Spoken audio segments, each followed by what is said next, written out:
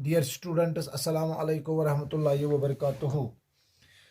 बेटा, आज का जो हमारा टॉपिक है that is double displacement reactions with examples. इसको हम बेटा आज का जो हमारा टॉपिक है ये हमें बेटा डिस्कस करना है। बट इससे पहले जो हमने लास्ट डे डिस्कस किया था उसको मैं बेटा जल्दी से रिकैप करूंगा कि ताकि आपको बेटा पता चलेगा कि हमने कहाँ तक किस वीडियो को लास्ट डे हमने पढ़ा था। उसमें हमने बेटा कुछ डिफरेंट टाइप्स पढ़े थे क्योंकि ये आपके सिलेबस का एक एक्स्ट्रा टॉपिक मैंने लिया है।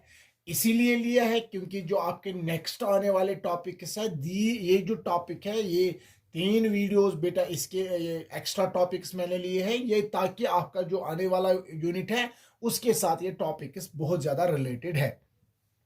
तो दैट इज वाई इन टॉपिक्स को मैंने बेटा इसीलिए ये समझा कि ताकि मैं इनको डिस्कस करूंगा ताकि आगे जाके आपको बेटा बहुत आसानी हो जाएगी, ताकि कोई कंफ्यूजन आपकी जो नेक्स्ट यूनिट है that is structure of the atom वहां पे बेटा आपको कोई भी कंफ्यूजन नहीं रहेगा। अब बेटा जहां तक लास्ट डे का ताल्लुक था, जो लास्ट डे हमने पहले पढ़ा था हमने डिफरेंट टाइप्स पढ़े थे। उसमें हमने पहले कंबाइनेशन को देखा था, उसको पढ़ने की अब ज़रूरत नहीं है, ऑलरेडी आपके वीडियो मैंने अपलोड किया था। उसके साथ साथ हमने डिकम्पोजिशन को देखा। उसके बाद जो लास्ट डे टॉपिक था उसमें हमने एक्सोथर्मिक एंड इंडोथर्मिक रिएक्शन को डिस्कस किया। जहां तक एक्सोथर्मिक रिएक्शंस का ताल्लुक है मैंने आपको बताया जो बहुत सारे कंबाइनेशन रिएक्शंस होते हैं ये मोस्टली एक्सोथर्मिक होते हैं एंड जो डिकम्पोजिशन होते हैं ये मोस्टली इंडोथर्मिक रिएक्शंस होते हैं। एक्सोथर्मिक रिएक्शंस हम उनको कहते हैं जहां पे हीट रिलीज हो जाएगी, एवॉल्व हो जाएगी अलॉन्ग विद द प्रोडक्ट्स। इसी के साथ साथ मैंने आपको बताया इंडोथर्मिक रिएक्शंस जो होते हैं इनमें हीट एब्जॉर्ब होती है, यानी मोस्टली ये वो रिएक्शंस होते हैं जो डिकम्पोजिशन रिएक्शंस होती है। उसके साथ साथ हमने बेटा डिस्प्लेसमेंट रिएक्शन मैंने कल आपके साथ डिस्कस किया था। जहां तक बेटा डिस्प्लेसमेंट रिएक्शन का ताल्लुक है ये ऑलरेडी लास्ट डे हमने डिस्कस किया था। इसको मैं बेटा जल्दी से रिकैप करूंगा ताकि हम अब डबल डिस्प्लेसमेंट में जाएंगे। जहां तक बेटा डिस्प्लेसमेंट रिएक्शन का ताल्लुक है, इस डिस्प्लेसमेंट रिएक्शन में मैंने आपको सिंपली बताया है कि अगर आप बेटा कोई भी साल्ट सॉल्यूशन ले लोगे, फॉर एग्जांपल मैंने कॉपर सल्फेट लिया, if we put the iron, अगर मैंने यहां पे कॉपर सल्फेट सॉल्यूशन में आयरन नेल को डिप किया तो बेटा यहां पे आपका जो कॉपर सल्फेट सॉल्यूशन था ये मैंने आपको कल ही बताया था ये ब्लू कलर्ड सॉल्यूशन था। जो ही मैंने इसमें आयरन डिप किया था वहां पे बेटा थोड़ा जो कलर है ये लाइट ग्रीन बन गया। एक लाइट ग्रीन सॉल्यूशन जब बन गया एक्चुअली वो एक कंपाउंड था, वो आयरन सल्फेट था, इसके साथ साथ कॉपर यहां पे निकल था। अब बेटा यहां पे क्या हुआ कि जो ये आयरन है it is more active than copper, that is why यहां पे आयरन सल्फेट बन गया और कॉपर को डिस्प्लेस किया।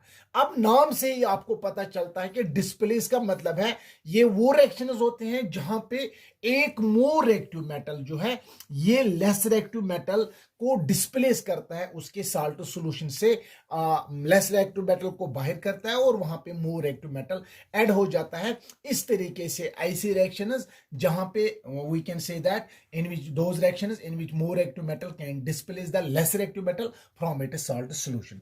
अब बेटा जहां तक डबल डिस्प्लेसमेंट का ताल्लुक है ये हमारा आज का टॉपिक है। जहां तक हम बेटा डबल डिस्प्लेसमेंट को देखेंगे, डबल डिस्प्लेसमेंट रिएक्शन अगर हम बेटा यहां पे देखेंगे डबल डिस्प्लेसमेंट हम किस तरीके से बेटा डिफाइन करेंगे। जहां तक बेटा डबल डिस्प्लेसमेंट का रिएक्शन का ताल्लुक है ये बेटा वो रिएक्शंस होते हैं डबल डिस्प्लेसमेंट रिएक्शंस। ये मोस्टली इनको हम बेटा दूसरा नाम भी कहते हैं that is called precipitation reaction. ये आप आगे जाके आपको बेटा पता चलेगा। जहां तक बेटा डबल डिस्प्लेसमेंट रिएक्शन का ताल्लुक है, दीज आर दोज रिएक्शंस यानी those reactions in which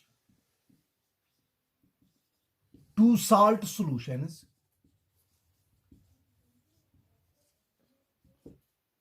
those reactions in which two salt solutions can exchange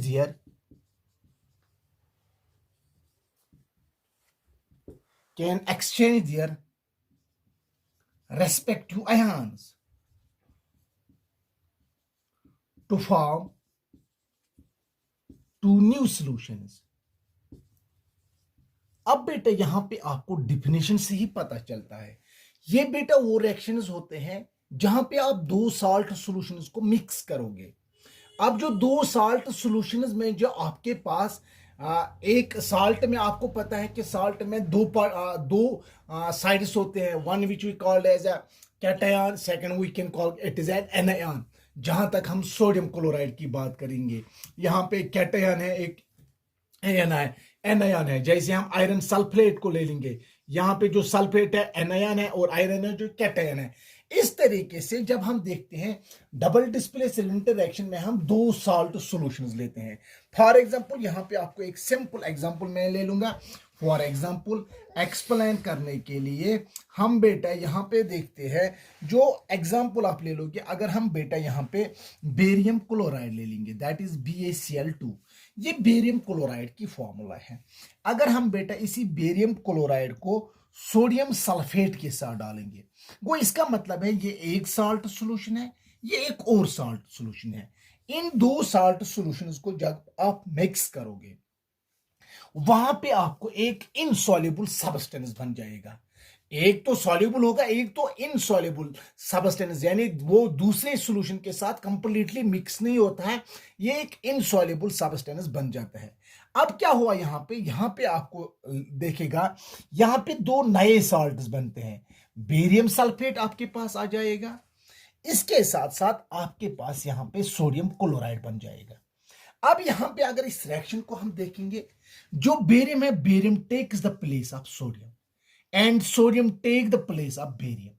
क्योंकि अगर आप बेरियम क्लोराइड देखोगे, अब यहां पे बेरियम क्लोराइड नहीं बन गया, क्योंकि बेरियम की जगह सोडियम आ गया। जहां पे बेटा सोडियम था, वहां पे क्या आ गया, बेरियम आ गया।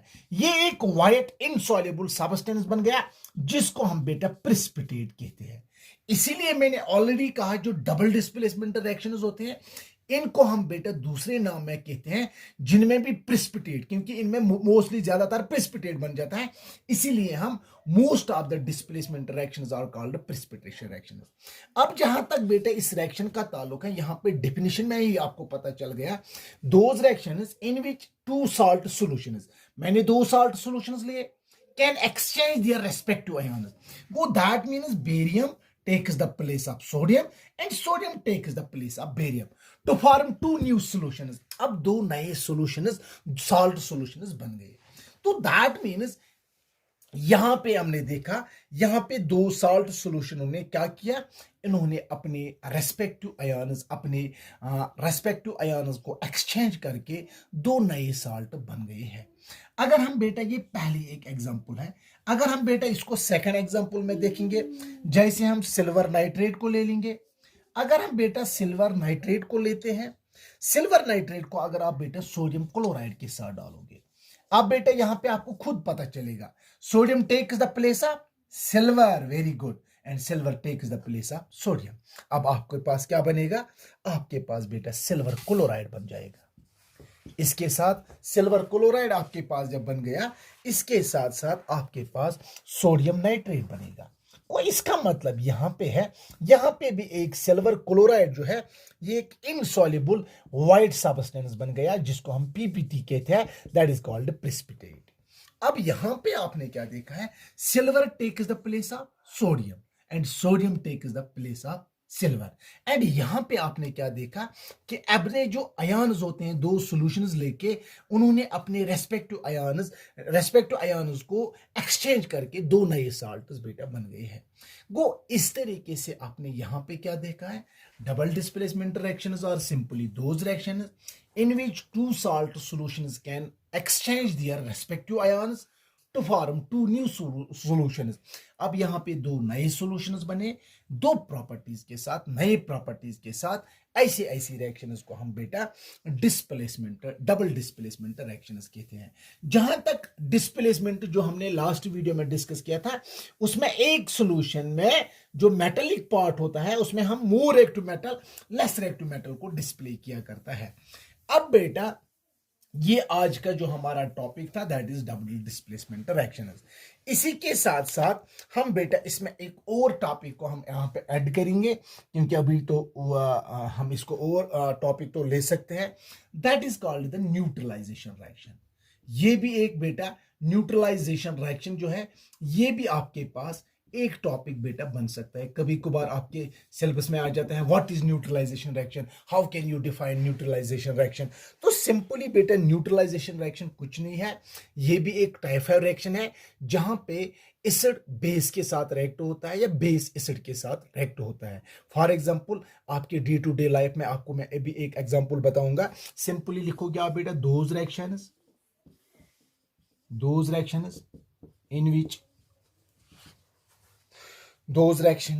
in which an acid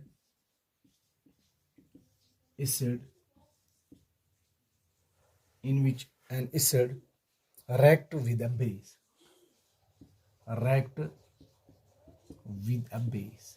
अब आपको यहां पे समझ आ गया, ये वो रिएक्शन जहां पे एक एसिड बेस के साथ रिएक्ट होता है to form salt and water, to form salt and water।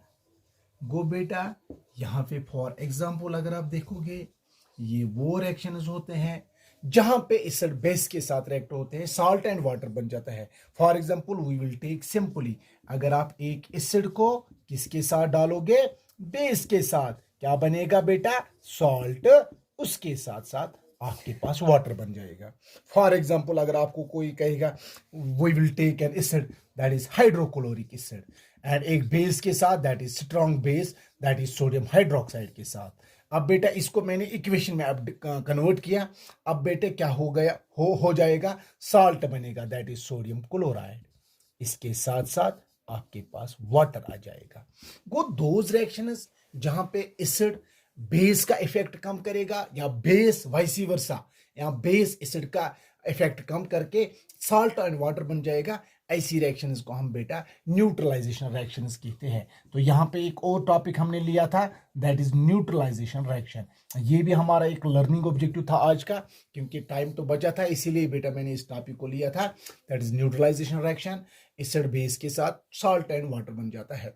अब बेटा इसके हमारे पास डेली लाइफ में बहुत सारे एग्जाम्पल्स हैं।